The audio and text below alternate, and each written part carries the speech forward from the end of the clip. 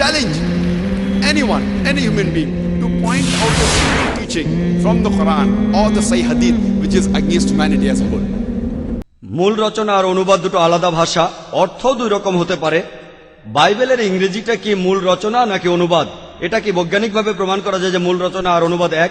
ঈশ্বর কি মুসা আলাইহিস সালাম আর ঈসা আলাইহিস সালামকে ইংরেজিতে আসমানি কিতাব পাঠিয়েছিলেন? এটা খুবই ভালো প্রশ্ন। মূল রচনা আর অনুবাদ কি একই জিনিস হতে পারে? না, মূল রচনা আর অনুবাদ হুবহু একরকম হবে না, কাছাকাছি আসতে পারে।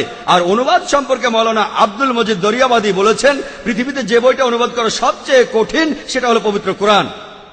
কারণ কোরআন শরীফের ভাষা এত অলংকারপূর্ণ, এই ভাষা এত উঁচুমানের, এতই মহান, আর আরবি একটা শব্দের অনেকগুলো অর্থ আছে। এজন্য কোরআনের অনুবাদ করা সবচেয়ে কঠিন কাজ। এ দুটো হুবহু এক নয়। আর যদি অনুবাদটাই কোনো ভুল থেকে থাকে, অনুবাদটা করেছে একজন মানুষ, যে এই অনুবাদটা করেছে, এখানে ভুলটা তার, ঈশ্বরের ভুল নয়। আর বাইবেল কি ইংরেজিতে লেখা হয়েছিল? না, বাইবেল গ্রন্থটা ইংরেজিতে লেখা হয়নি। আসলে ওল্ড টেস্টামেন্ট হিব্রুতে আর নিউ টেস্টামেন্ট গ্রিক ভাষায় লেখা হয়েছে।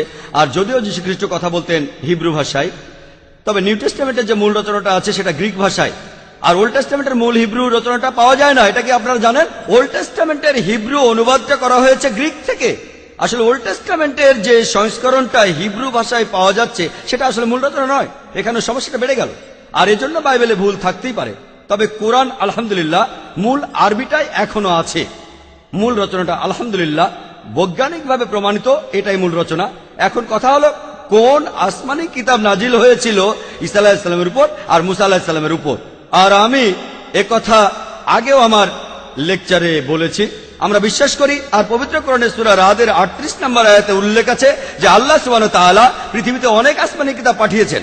এদের মধ্যে 4টার নাম মাত্র বলা আছে, তাওরাত, জবুর, ইনজিল এবং কোরআন। তাওরাত হলো সেই ওহী যেটা নাজিল হয়েছিল মুসা আলাইহিস সালামের উপর। জবুর হলো সেই আসমানি কিতাব যেটা নাজিল হয়েছিল দাউদ আলাইহিস সালামের উপর। ইনজিল হলো সেই আসমানি কিতাব যেটা নাজিল হয়েছিল যীশু খ্রিস্টের উপর। আর কোরআন হলো সর্বশেষ এবং চূড়ান্ত আসমানি কিতাব যেটা নাজিল হয়েছিল সর্বশেষ এবং চূড়ান্ত নবী মুহাম্মদ সাল্লাল্লাহু আলাইহি ওয়াসাল্লাম। ধন্যবাদ ডক্টর নায়েক। আমরা বিশ্বাস করি বাইবেল আর যিশুর উপর নাজিল হওয়া ইনজিল একই গ্রন্থ নয়। Thank you sir.